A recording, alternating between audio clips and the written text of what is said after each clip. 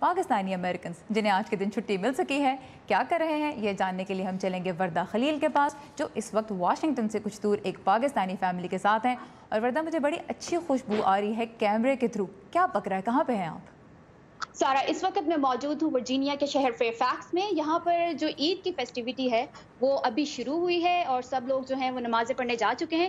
اس وقت میں موجود ہوں ایک گھر میں جہاں پر ناشتے کی تیاری کی جا رہی ہے، اور جیسے اگر آپ دیکھ سکتی ہیں میرے ساتھ، یہاں پہ حلوہ پوری بنائی جا رہی ہے، اور بہت سارے پہلے سے جو مہمان ہیں وہ آ چکے ہیں یہاں پر، اور کچھ لوگ جو ہیں وہ یہاں پر آنے کے لیے انتظار کر رہے ہیں۔ اس وقت جو یہاں کی ہوسٹ ہیں، جو کہ اس ناشتے کا جو اہتمام جنہوں نے کیا ہے، میں ان سے بات کروں گی۔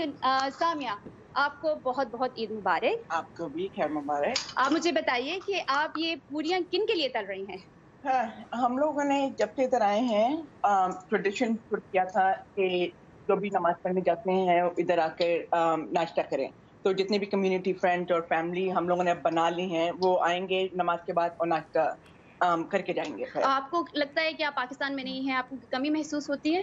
ظاہر بات ہے، پاکستان کی تو بات اپنی ہے، وہ تو رہے گی، لیکن اللہ کا شکر ہے کہ ٹائم کے ساتھ یہاں پہ اتنی زیادہ کمیونٹی تو فیملی بن گئی ہیں کہ جتنا ہم لوگ کر سکتے ہیں اس گیپ کو فل کر پاتے ہیں۔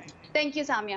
جی سارا، یہ سامیہ ہمیں بتا رہی تھی کہ یہاں پر جو ہے وہ لوگ عید کی نماز پڑھنے کے ساتھ ساتھ جیسے وہ فارغ ہوں گے آہستہ آہستہ وہ ناشتے کے لیے آتے جائیں گے۔ بالکل، تھینک یو سو مچ وردہ، اور بڑی مزے کی چیزیں پک رہی تھیں، اب امید ہے کہ کچھ آپ ہمارے لیے بھی لے کر آئیں گی۔